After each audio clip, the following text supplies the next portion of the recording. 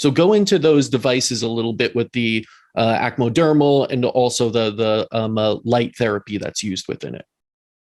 Okay, so practice has changed significantly over the last year and a half. And so my stuff's all packed away because I'm about to move house. No so worries. I don't have it to show you, unfortunately. I might have a light pen. Oh, yeah, there we go. Excuse me.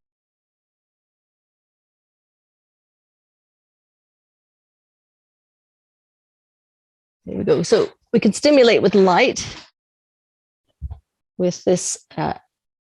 This is a ACMOS-like pen. It passes light, full spectrum light, or light which has a blue-green tone or a red tone for yin or yang through a quartz crystal. And that can be used to stimulate acupuncture points, both on the person, and this is where it sounds really woo-woo. We can use this at distance as well. So the person does not need to be in the room with you. So we'll get into that because that is far down the path for some people. Yes. René started by measuring everything. He created a biofeedback unit, which is basically a resistance meter or an ohm meter, and measured the resistance through the circuits or the meridians with this ohm meter. How much percent of the signal sent, this tiny current sent, reached the other end. And he found that was very sensitive to change.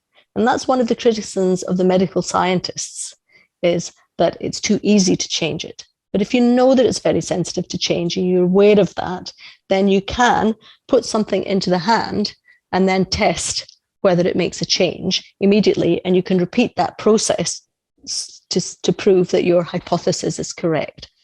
Isn't it like an advanced form of kinesiology, using actual kind of measurements rather than just a response in your muscle being weaker or stronger? Here, he actually measured the response on something that showed whether it's 90, 80, 70, and showed the response. Yeah. So I always found it fascinating, and I love kinesiology and muscle testing, but this was kind of proving it, showing me on a meter almost what was happening as you introduce something into someone's field.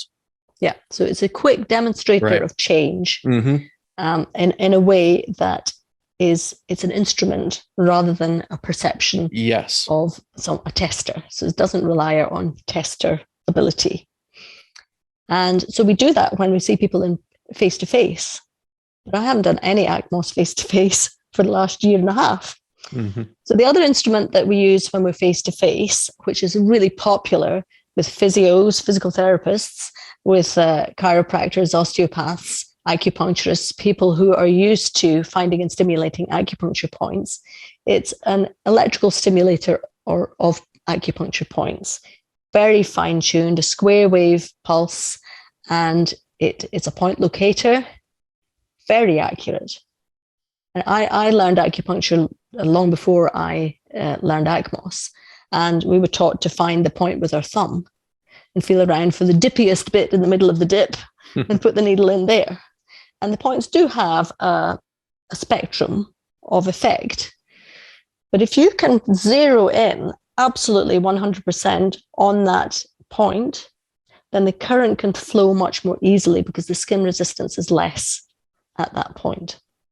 So you don't need to pierce the skin. One of the factors that acupuncturists use is by piercing the skin, there's no impedance to that signal through the needle. So they breach the skin to get rid of the impedance problem.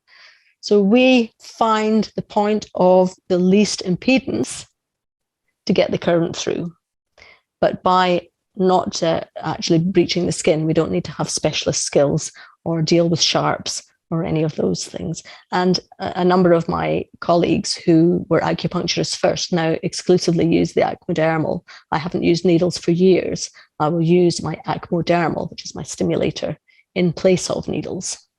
Really quickly, because I've seen this a lot from traditional acupuncturists that see this quickly and say, no, that's not as good as acupuncture, right? Because people have that attachment. They've been trained, they've been told it's the best form of energy medicine. I think anyone that goes through very special training kind of holds an attachment a little bit to it.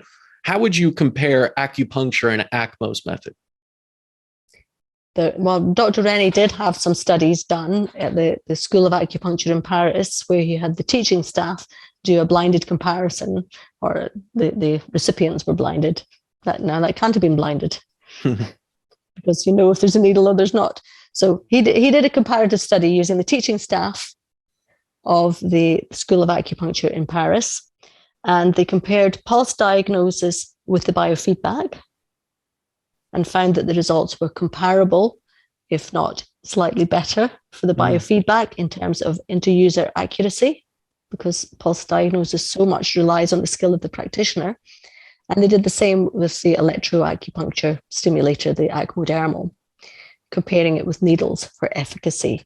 And again, the results were comparable, even erring on the side. But despite that, and despite being written up by a gentleman called André Lebarbier, who was the head of the school at that time,